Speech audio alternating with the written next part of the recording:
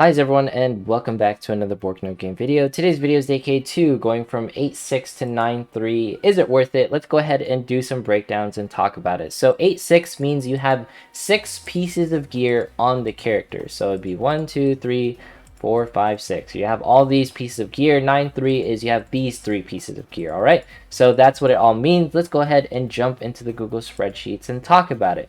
So this section, I was working on it. I'll add it to the Borkno notes. Don't worry, once this video releases, it'll all be on there. I just wanted to solidify this. So when it comes down all to this, I did post some stuff already on my notes, right? So this is a ledger on how to read everything. So the stuff in red is prioritized. This is like, hey, you should build this. We highly recommend it based off of the Bilibili website. Bilibili is a CN site that is propagated by CN players who have played, the game, and they wanted to share the information and provide some suggestions to folks. All right, and then pretty much the blue section is secondary. You can upgrade them, but it's not a huge priority. It's like if you have some extra stuff that you want to put into, then you can upgrade these characters as well. And then pretty much yellow is like you can keep them at their current ranks if you're missing stamina and gear, but they can also work at 6. All right, and then green and below, it's pretty much recommended. You can leave them at 8.6 and they will work perfectly fine. So let's go ahead and cover some stats because that is probably what you're wondering. So we're going to look at Pudding and Pecorine. All right, so when it comes to Pudding, the biggest thing that she loses when she goes to 9.3 is her dodge. And if you didn't know, Pudding is an evade tank, and her losing her dodge is probably one of the most important things. Not to mention her stat increase. Yeah, she gets some HP, but most of the increases are attack related. She's not getting anything like outside of the magic defense. It's not really that huge. So for her situation, it's better to leave her at 8.6 because she loses out some dodge and the stat increases that she gets is not really worth it. And the same thing really applies to Pecorine. The most important thing is that there's an increase in TP. So what is recovery volume increase? In my Unclear Stats video, it pretty much just means that they recover less HP. So whenever she does her self-heal, she will recover less HP. And we all know how Pecorine, healing herself is a big deal. That's what makes her tanky. So if he loses her capability to heal herself more during a situation, it's not really beneficial for someone like Pecorine. So these are like, the ones in this yellow-green color who are not recommended to upgrade, right? Let's go ahead and cover the characters in red and the ones that prioritize. Here is like some information on the stat breakdowns and everything, but let's go ahead and cover it. So if you scroll down, I pretty much have this section where it's rank upgrades, thank you to Spug'n or Spug'n, I'm not sure if I'm saying that right, and this is all like, the information on GitHub, and I pretty much just copy and pasted it, but credits go out to them for pretty much these images. When it comes down to this is a comparison on rank 8.6 on the right, and then rank 9.3, and these aren't stats, these are just to see like what is the character wear. So for Nozomi situation, right, she's wearing like this orange dress and the bangles thing, right? All right, let's go ahead and look at these bangles and the orange dress just to see like how the stats pretty much break down. So this is the bangle, right? So when it comes to this bangle, you get some physical defense, some magic defense, some HP, and HP regen. HP regen is not an important stat. Remember, this is only PvE related, dungeon and quest only. All right, that stat does not matter anywhere else. But when it comes down to this, the character gets physical defense, magic defense, and HP. And just note, when you go up in rank, I also covered this in the Unclear Stats video, where they pretty much retain some of the stats that they gain or pretty much acquired from the gear. So just note the stats that they retain from gear. They don't retain any of refined like stats. They only retain like maybe half of the armor's original stat, right? So for example, if this was at magic defense 4 at base, then maybe Mitsuki would retain like 2 of like the magic defense or 1, something like that, and the same thing with the physical defense. But anyways, let's go ahead and look at that orange piece. It's going to be this dress in particular, the mithril plate. Now when it comes to this, they gain some physical attack, magic defense, physical defense, and some TP regen. The important part of this gear is that they get some HP, physical defense, and magic defense. Apparently this is enough to make Nozomi more tanky. I am curious if that is the case, but for the most part, if you add into the fact of, You know, rank 9, you retain some of the stats from rank 8, and you also pretty much at max refine, it's a lot better than it sort of works out in some ways, right? When it comes to ranking up from 8.6 to 9.3, is there going to be a huge difference in stats? So I pretty much tried to translate or do my best to put some of the information together in a more formal Google spreadsheet. But when it came to this, it was a lot of stuff. I'm pretty busy, so I couldn't get it all done. I sort of just wanted to create this video so we can sort of see it. And we'll refine this video once pretty much the patch drops and we get like more information on Precalc and all the sites. And you, if you update it, thank you so much. So this is going to be like some stat breakdowns for some of the characters, right? So when it comes to this, the large beneficial part is most of the characters, they get the TP boost stat. We covered this in the other video, like I keep referencing. I highly recommend watching the video. I'm going to stop referencing it now. That TP boost is an important stat so that you can control your UBs throughout like clan battle, PvP, or any situation that you are in. So when it comes to stats, the important part is, if you can see it, is that the gains that they acquire is nothing too crazy, right? Like they're getting some physical crit rate, they're getting like some physical attack and all that stuff, but it's nothing to the point where the characters are getting like huge gains, right? It's all within like reason. You know, HP regen, it doesn't really matter, but TP boost, these are like characters who are priority, and the reason why they're priority is because they have more TP boost, you know, as they go up in ranks. For Kyoka's situation, I'm not so sure, but maybe it's because she gets more magical attack, but she never really benefited from staying at rank 8.6, so that's probably why they wanted to move her to 9.3. And why I posted it like this without stats, like what we did earlier with Nozomi. You can totally go in here, look at the stats that the character pretty much has on this piece of gear and be like, alright, will that benefit me if I go into 9.3 with this particular character? Granted, we don't have all of the pieces of gear, but you have enough to at least get a rough idea on how 9.3 is going to look like, right? And just note, max refine 9.3 is pretty much better than max refine at 8.6 when it comes to the prioritize, alright? You can see all the different situations. We're going to go ahead and break down Kairi because she's like one of the few ones I was able to actually understand, right? So note here that Kairi is going to be getting 5 TP boost, and then if you go into like her physical attack and all that stuff, she's actually going to be getting quite a few benefits, like 93 physical attack. You know, she gets a little bit less physical defense, but that's totally fine. She gets some more crit rate, so for someone like her, it's pretty beneficial for her to actually upgrade. And then I wasn't able to purely break down Makoto. If there's one character that you're going to upgrade out of all of the information here, just upgrade Makoto to 9.3 and you can leave everyone else at 8.6 and you would probably be totally fine from a clan battle perspective. The only reason why is because Makoto is going to be getting that TP boost necklace again, which is pretty much that elemental heart. Some of you are wondering, how is that necklace actually good? So when it comes to the elemental heart, it's very worth it. TP boost 10, and not to mention she's going to retain some of the TP boost from this piece of gear because she's going to rank 9.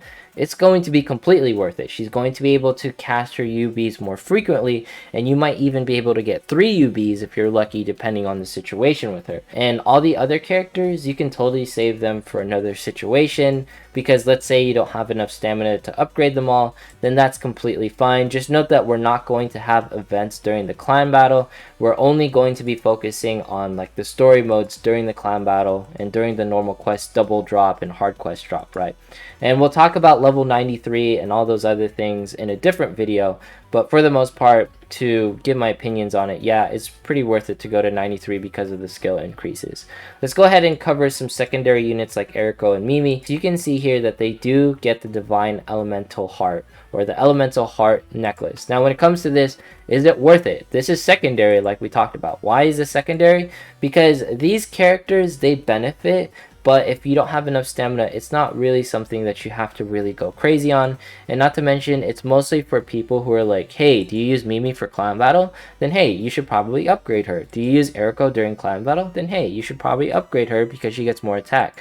Note that when you go to 9.3, you gain more attack, for the most part, for DPS characters, and then for, you know, most defense related characters, except for Nozomi somehow. But that's like, for example, on June's situation where she goes to pretty much 9.3, and for her it's not really beneficial, and it's much better to keep her at 8-6 because she pretty much retains more beneficial stats at 8-6. And when it comes down to all this, you can see here the stats, they don't really make a huge difference. Honestly, if you're going from 8-6 to 9-3 and overthinking it, you can go to 9-3 and still be fine. It's better for newer players to stay at ranks that they are comfortable in and maximize the stamina to upgrade particular characters. So for example, if you have Makoto, it's better to maximize her as soon as possible and leave someone at Pecorine at lower ranks. That way you don't have to expend as much stamina working on multiple characters, because as newer players, one of the hardest things is managing your characters and knowing which characters to upgrade to maximize your stamina.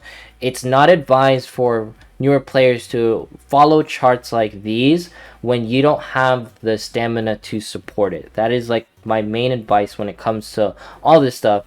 And at the end of the day, these charts are a guideline, but it's best to always make your own decisions, break down all of the stats, and see it all like within your grasp, instead of just following a chart and being like, all right, this is the way to go. Because there's always a particular situation where the stats might not benefit you. And also, this isn't covering the fact of stars and all that stuff, but we'll have a stars video in the future. Let's go ahead and jump into some PvP as we always do. Alright, so when it comes to like all like the rank ups and everything, I feel like a majority of players don't really have to worry about 8-6 and 9-3, just because that's mostly for folks who are trying to get the most out of clan battle and PvP. My biggest advice is keep working on your main characters, the ones that benefit you the most, and try not to build too many characters at once, because the trap when it comes to like these ranks and stuff is it costs a lot of stamina to upgrade all of those characters. And if you want to build a bunch of characters at once, that's where you fall into Priconne's trap, where essentially you should build only a couple characters at once. You should upgrade your characters in batches. Like you want to upgrade 3 characters, or ideally you upgrade only 1 character at a time. That way you don't overwhelm yourself trying to build too many units at once, because one of the hardest things within Priconne is having a character and then having another character where it's like, oh no, they don't have any gear whatsoever because I don't have enough stamina to support them. So in ideal situations, it's best to just build 1 character at a time and then go from there. That's like my greatest advice. And some of you are wondering, well, how am I supposed to keep up if I'm only building 1 character? Well, you're keeping up because 1 character at a time helps you sort of maximize your damage for one particular team. Better to have one particular team that's good at dealing damage than to have multiple teams that cannot deal damage whatsoever, right?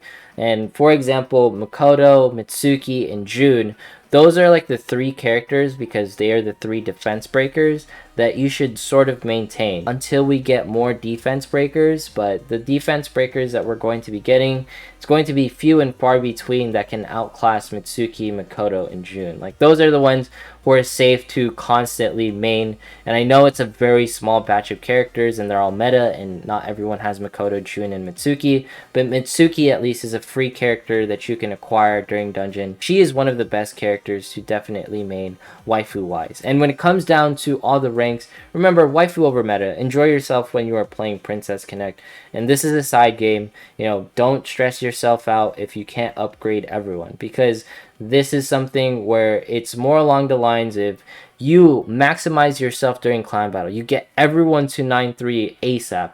Well, then you just pretty much left yourself for the next 2 weeks while we don't have clan battle, or 3 weeks.